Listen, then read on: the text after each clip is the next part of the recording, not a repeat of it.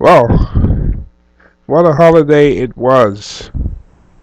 Taking that Indochina tour, then after it ended back in December 29th, I continued my own tour, solo tour, as I usually do. Back in New York City. But anyway, left my hotel at 7 a.m. in the morning. Got a taxi. He wanted a flat rate. I refused. He wanted 400. It turned out it came under like 225 on the meter.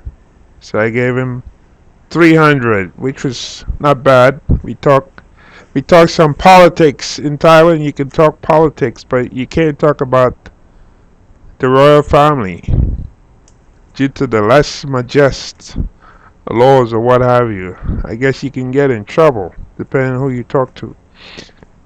But anyway, Look at this. Back to snow. we left about 10:10. The plane took off 10:10 Yeah, a.m. after living the life. The Arrived longest in month in Seoul, 10 South days, Korea, in Incheon 11 days. Airport, and that was around 7 p.m. local time. Let's see. No, that was around 5 p.m. local time. Yeah, that will give it like five and a little over a few. So a little over 5 hours flight, cause Korea is 2 hours ahead of Thailand. So the plane was due to take off 7 p.m. from New York City, JFK. But when I arrived at the airport, I was told that because of snow and weather problems, chances are they're not really sure if the flight will even take off. That's what I was told from Bangkok. So when I arrived in Incheon Airport in South Korea, um, they showed that the flight was due for 7 p.m. to leave, but then it changed. 1910 military time hours. That'd be uh that'd be something like what 9:10 p.m. Okay. So then let's see. Then they change it again to like um 9:30. Yeah, they changed it to 9:30. Yeah, so it was 21:10. That was 21:10 and was supposed to leave, not 19:10. 21:10, then 21:30. So finally, when we left, it was like 9:30, 9:39. The plane, okay, pulled off. So that was like 4 hours 39 minutes. Let me correct this here. Delay. The plane actually left at 11:39. We arrived in New York. Sat on the tarmac. Plane touched down around 11 for like over 2 hours. Towed in for some reason to the gate. Then by the time we got out of there, go through immigration has a new system now, whereby you have these machines. You just put your passport in, or if you have a green card or a B1 or B2 visa, you just put it in, scan, and then you printed a receipt along with the custom form that you would normally fill out. And then you stand in line, you go to, they were like, let me see, there were like four officers there, and you go to one of them and they ask you a few questions like where you coming from, stuff like that. You bring in food, you bring in things to eat, fruits, so forth, and then that's it. It's very different. And then you go get your luggage, which forget it took a long time. So by the time I got out of there, it was like it was way past midnight, minutes to one, I believe. It was a 747, so 747 which normally takes a lot of passengers they can carry. So finally, I went out to the taxi line, and I figured let me just jump in a taxi. But there was such a long line, a line that stretches way back, that I said, well, you know what? I'm gonna take the A train. So this is what I call this video. Take the A train. So I decided to take the A train, and which is much cheaper, of course. You have to pay $5 for the air train. You know, $5 for the air train from the airport to Howard Beach or Jamaica Center, depending on the line you want to go to. So I went to Howard Beach, and then $2.75 extra for the subway fare, so that's $7.75. So as you can see, it shows the train right now, Aqueduct. So I got on the train, and then somewhere along the line, the conductor mentions that the train is running in two parts. One part go to Utica Avenue in Brooklyn, and then you take a shuttle bus, to J Street, Brooklyn, and then you catch the A train that goes into Manhattan. So I figured that out. Wait a minute, I'm not going to do that, because that's going to be very time consuming to be carrying two pieces of luggage at that time of the night, standing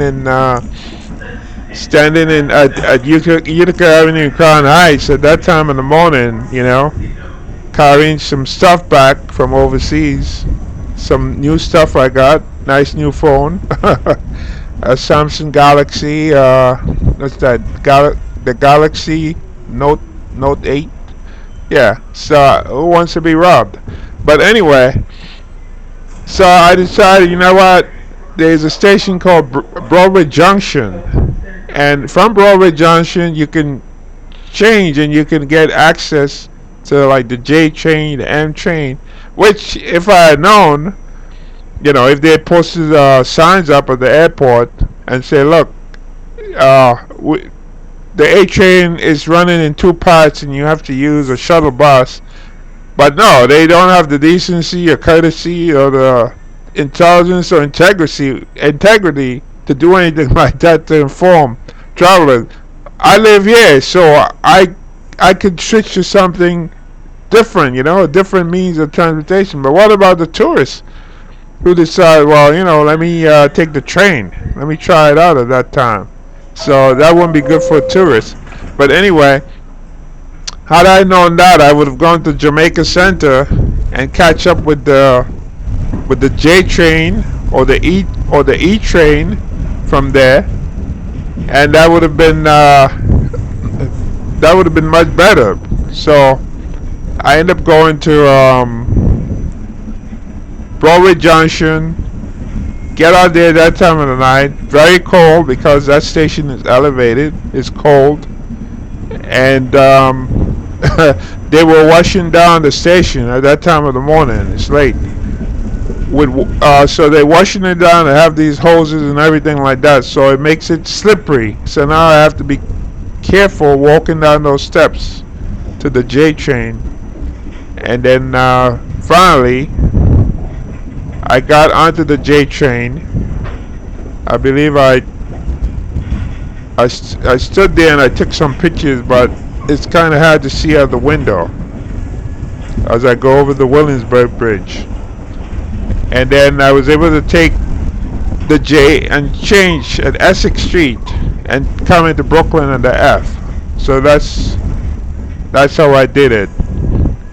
So, but anyway, the system they have at the airport now, I guess it moves people much faster. I came in 2 years ago when I went to Asia and I was coming back from Thailand, and there were a lot of immigration officers. You had to stand in line, and I was waiting there. The immigration officer got out the booth to take care of some business or what have you, and I was standing there waiting until he came back.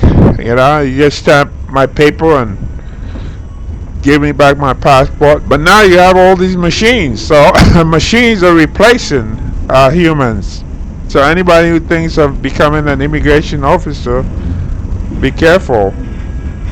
You may not have a job because there used to be a lot of them, and now there are only a few. You have all these machines, and the machines are doing the work. The machines are not going to take a lunch break or a 15-minute break or a timeout or a bathroom break or any kind of break like that. The machines are going to be there no matter how many passengers come through that airport. Those machines are going to be working, cranking out and take your picture and give you a receipt, from the passport that you produce.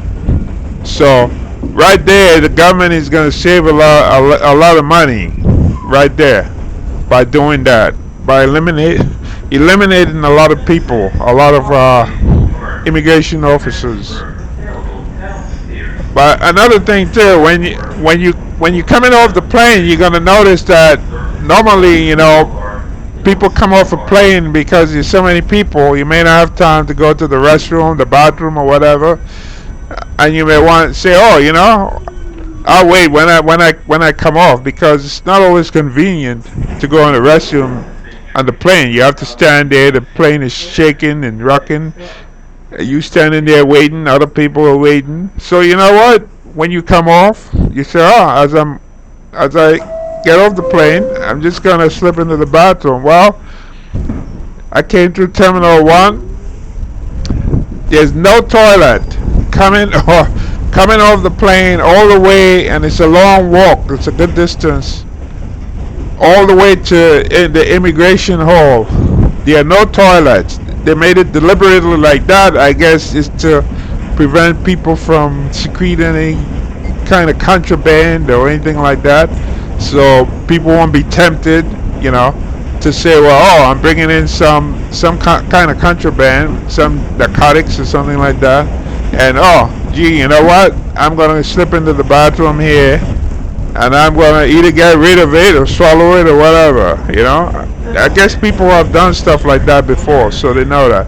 So they purposely set it up that way. So if Terminal 1 is like that, chances are Terminal 4 is like that, Terminal 2 is probably like that. I don't know, unless somebody knows better, because I haven't come through those terminals in a while. Last year I came through Terminal 2 when I used Japan Airlines, and now last night, back on the 8th last night, which January 8th, I came in Korean Air. So apparently they have some of the Asian airlines coming in at Terminal 1. And that's how it is. So if you come into Terminal 1, you come in from Asia, and you want to use the restroom, you better try and use it. You better try and use it before you get off the plane, because you're gonna end up in the immigration hall in a long line, and you probably end up peeing yourself or whatever. So fair warning. Don't say you didn't hear it. You got that warning from me. So anyway, that's it. We look at the rest of the video and see what the conductor, or hear what the conductor is saying. Look at the empty train that it goes by.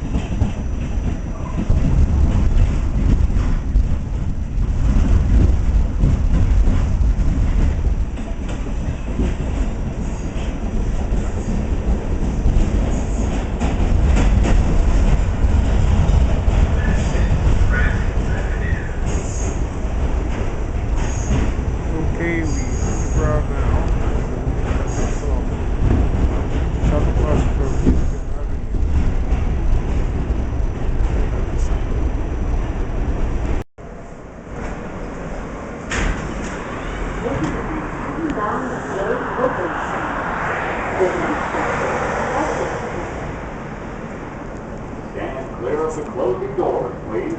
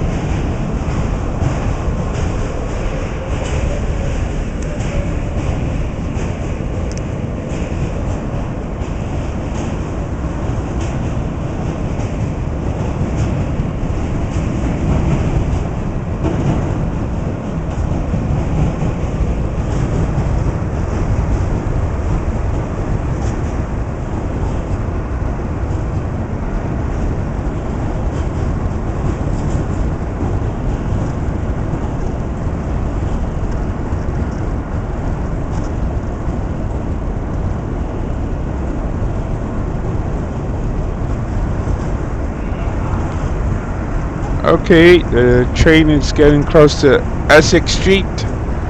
That's where I'm going to get off to switch to the F. I hope you enjoy the Indochina series, the Indochina tour, the videos that I put together. Many of them I put together quickly while we were on the road, and sometimes it was very difficult to get good Wi-Fi. Some hotels had great Wi-Fi. Also depending on the country. Like Laos, for example, I think was let's see, Luang Prabang or whatever, Luang Prabang. They had good Wi-Fi at that hotel, but other parts of Laos it was very difficult. Cambodia also very difficult. So, but I did my best. Some things I put together real fast, so not taking the type of time to edit like an expert would be. I'm no expert, I'm just a traveler. That's what I am. I love to travel from the time I've been young. So YouTube is just a way to help bring travel or the unknown or educate people or let people be aware of what's out there in the world. So have fun traveling.